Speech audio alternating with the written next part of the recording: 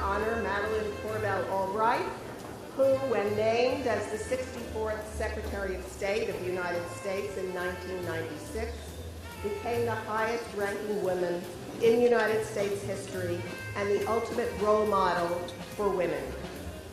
However,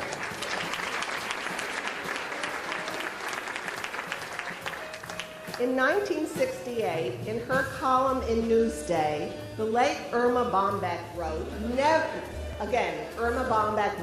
never in the history of the United States has there ever been a female Secretary of State, and there won't be.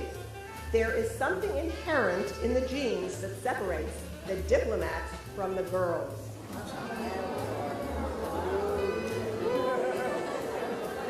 Even though written with tongue-in-cheek, Irma touched on something that most everyone believed in 1968, and certainly Madeleine, about to move from Long Island to Washington, D.C., never dreamed that if the impossible happened, she would be the first. In 1993, after working, as Ambassador Salzman told you, in the Carter White House and advising presidential candidates and teaching at Georgetown, she was named UN ambassador. And there was this headline in Newsday.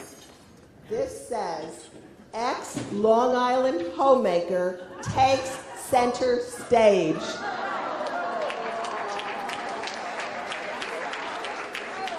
This was in 1993, after Madeleine was named UN ambassador. And it begins, 30 years ago, Madeleine Albright was living a life that thousands of other Long Island women lived at the time, staying home with her children, hosting parties for her husband's co-workers, and taking classes on the side. The classes she was taking on the side were her PhD program at Columbia University.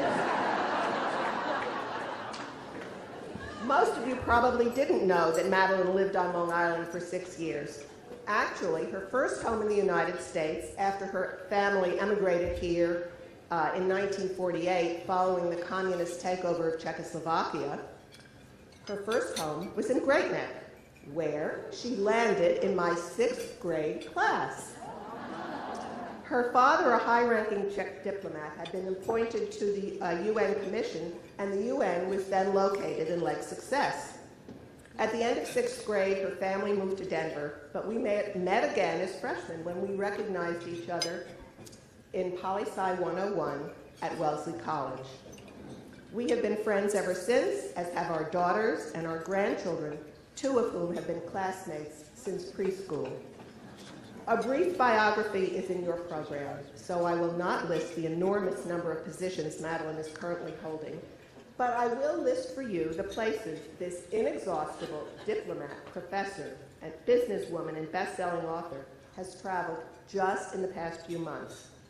Wellesley, Massachusetts, for the inaugural session of the Madeleine Albright Institute for Global Affairs at our alma mater.